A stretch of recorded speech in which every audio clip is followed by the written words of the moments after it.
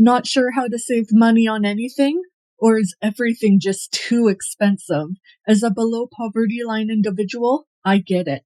There are things I can teach you and ways to save money differently. So if that interests you, stay tuned. Welcome to my home and let's see what I am doing. Hey, banana. Hey guys, for this month of prep work, you're going to need 4 loaves of sandwich bread.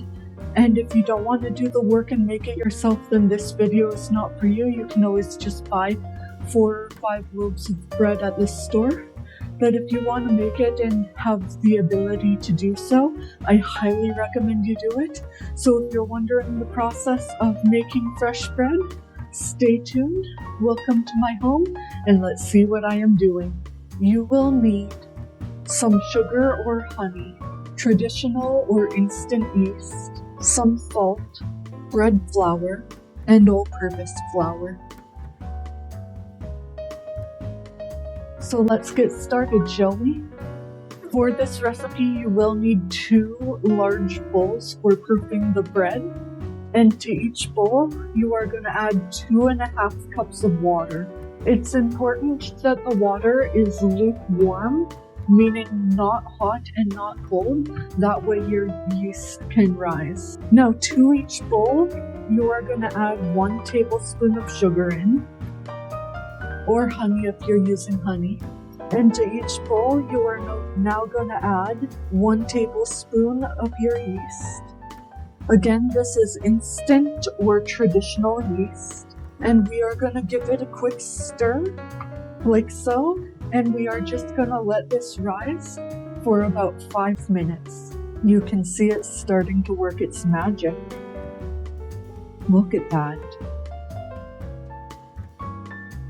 And that's how you know your yeast is alive.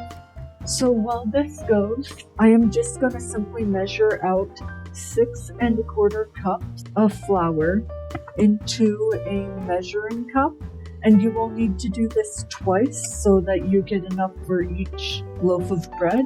But I am going to be doing about half bread flour and half all-purpose flour. You don't have to do that. You can always just use all-purpose flour. But I like a good mix. If you don't want to have to do a lot of dishes, you can always just add this right after the yeast rise. And that way you don't need to worry about dirtying too many things and having to do too many dishes. Now that our bread or our yeast, is nice and proof, we're gonna add in our flour along with a good pinch of salt. And I mean a really good pinch.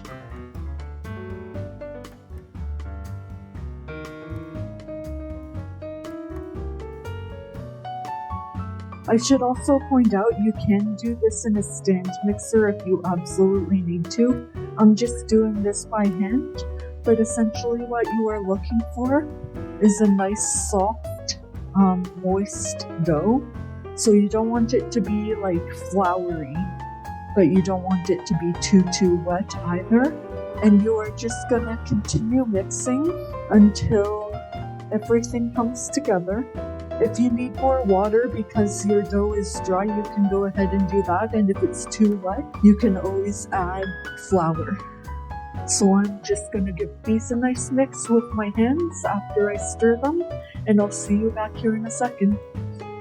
I am going to try and knead this as little as possible because I want to see if this bread can be done without kneading. I just want to knead it enough that all the dry stuff at the bottom of the bowl becomes moist and mixed in. And now that it is mixed in enough, I am simply just going to set my dough onto the counter, and then I'm quickly going to go wash my bowls just so that I can oil them and not have the bread stick. And now that I've washed out my 2 bowls, which I have right here, I am simply just going to oil the sides of them. And I am going to set my dough in, and then I'm going to cover it with plastic wrap and a tea towel. And I am simply just going to let these sit until they are doubled in size. By the way, this is what your dough should look like. It should be tacky when you touch it, but not make your hands stick. And there should be no dry spots. If you see here, you can't see any flour.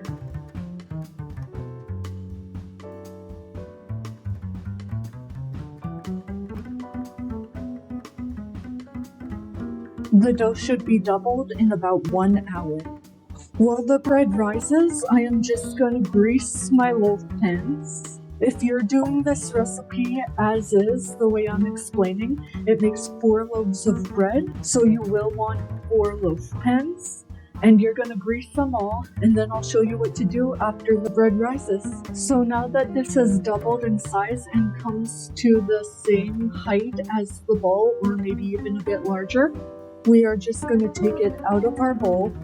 And again, this one would make 2 loaves, and this one would make another 2 loaves. And simply all we are going to do is divide it in half, and we are just going to shape it into our loaf shape.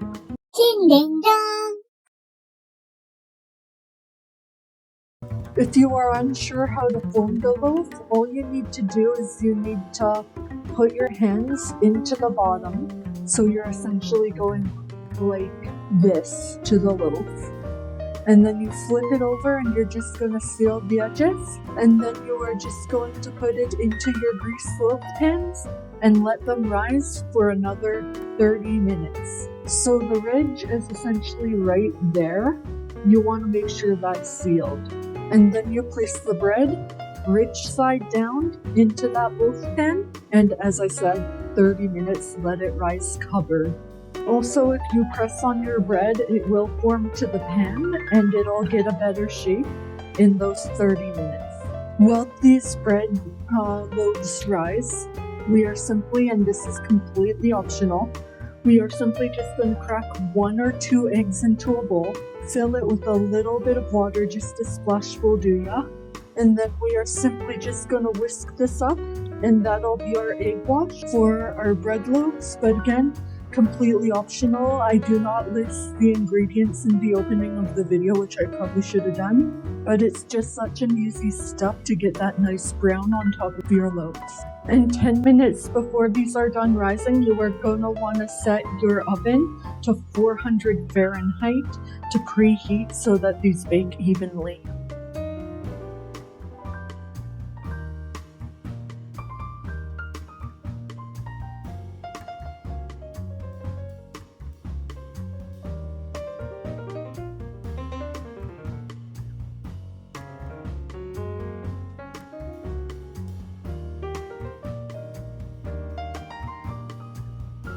You can tell that these are done when you tap them and they sound hollow. Now you are just going to take a dull knife and you are going to run the knife around the loaves of bread. This will help at it quickly from the pan, and then you are just going to do a confident flip and release up your bread, and that looks really good. And just continue until all your bread is out of the loaf pans, and you wanna ideally put these on a wire rack to cool. If you can't do that, you can just put them on your countertop on like a towel or something, and that'll be just as good. And that is our second or third prep video for the month of March. I hope you follow along and try to save a bit of money in the month of March. You can also do this in February, but if you do it a month later, you might better savings throughout the month of February if you can afford to do so.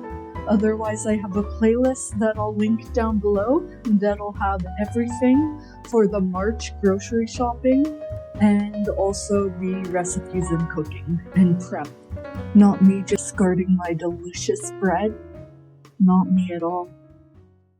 Thank you so much for watching. If you enjoyed my content here today, liking, subscribing, commenting, and sharing helps my channel go so far, and I appreciate those that do. See you next time. And banana.